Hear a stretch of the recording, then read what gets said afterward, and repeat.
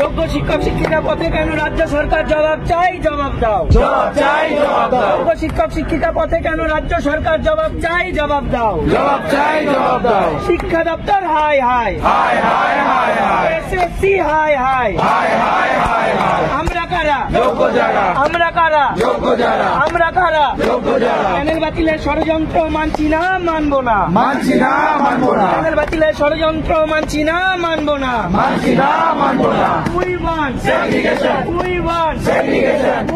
চলছে চলবে আমাদের কর্মসূচি, চলছে চলবে আমাদের প্রতিবাদ, চলছে চলবে আমাদের প্রতিরোধ, চলছে চলবে আমাদের লড়াই, চলছে চলবে রাজপথে লড়াই, চলছে চলবে রাজপথে লড়াই, চলছে চলবে তোমার আমার লড়াই, চলছে চলবে শহর জুড়ে লড়াই, চলছে চলবে বাংলা জুড়ে লড়াই, চলছে চলবে দিকে দিকে লড়াই, চলছে চলবে। রাত জেগে। গত কয়েকটা আগেও আমাদের রাজ্যের সুপ্রিমো, আমাদের রাজ্যের মুখ্যমন্ত্রী তিনি বলছেন যে কোনো চাকরির অপেক্ষায় না থেকে আপনারা চায়ের দোকান দিন, বেশি উপার্জন করবেন। এটা উপার্জনটাও মূল বিষয় নয়, কিন্তু আমরা এই যে আমরা প্রতীকী যে বিক্ষোভ কর্মসূচি করছি, প্রতিবাদ কর্মসূচি করছি, এর মধ্য দিয়ে আমরা কিন্তু একজন যে চা বিক্রেতা তার পেশাটাকে আমরা ছোট করে দেখছি না, সেটাও সম্মানীয়, প্রত্যেকটা পেশাই সম্মানীয়।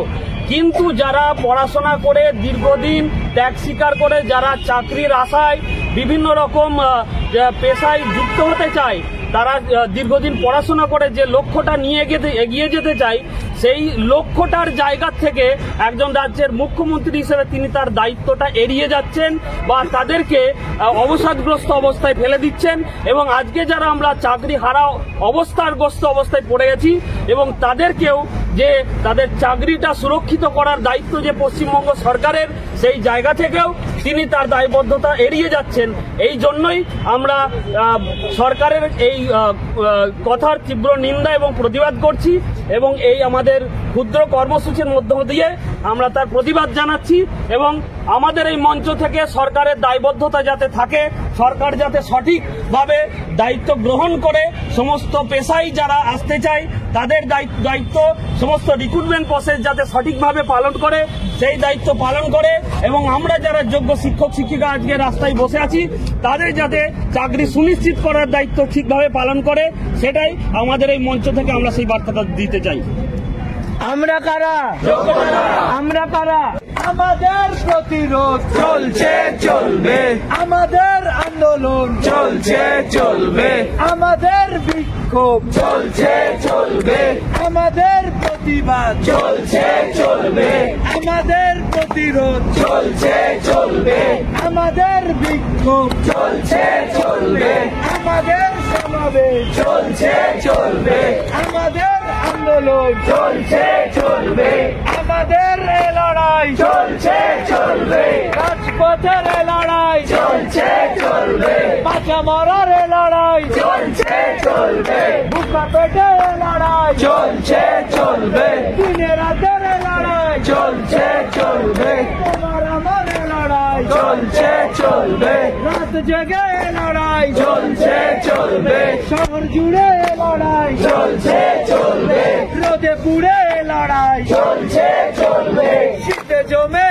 লড়াই চলছে চলবে, জলে ভিজে লড়াই চলছে চলবে, তোমার আমার লড়াই চলছে চলবে, যোগ্যদের লড়াই চলছে চলবে, বৈধদের লড়াই চলছে চলবে, স্বচ্ছদের লড়াই চলছে চলবে, জেলায় জেলায় লড়াই চলছে চলবে, চক ধরার লড়াই চলছে চলবে, চক ধরার লড়াই চলছে চলবে, বাঁচা মরার লড়াই চলছে চলবে, প্যানেল বাঁচানোর লড়াই চলছে চলবে, আমাদের লড়াই চলছে চলবে।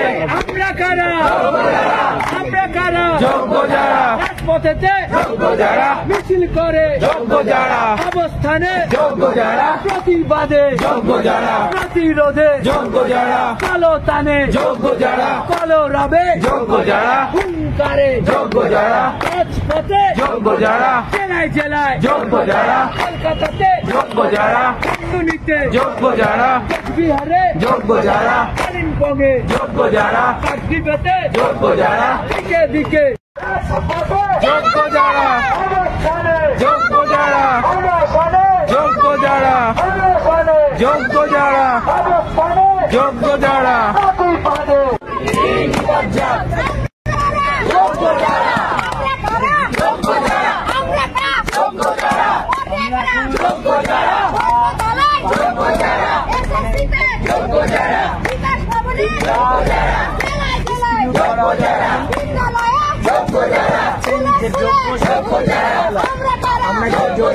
শিক্ষিকারা রাস্তায় বসে আছে বহুদিন ধরে ন্যায় বিচার পাওয়ার জন্য। যারা যোগ্যতার মধ্যে আমরা চাকরি পেয়েছি তাদের চাকরি যেন সুরক্ষিত থাকে, তাদের জীবন জীবিকা যেন সুরক্ষিত থাকে, তারা যেন সসম্মান করে চলে যেতে পারে। তার করতে হবে রাজ্য সরকার, রাজ্য শিক্ষা দপ্তর, পর্ষদ, কমিশন এবং সর্বোপরি মহামান্য সুপ্রিম কোর্ট। আমরা প্রতিবাদ জানাচ্ছি মুখ্যমন্ত্রীর সেই বক্তব্য আশায় করে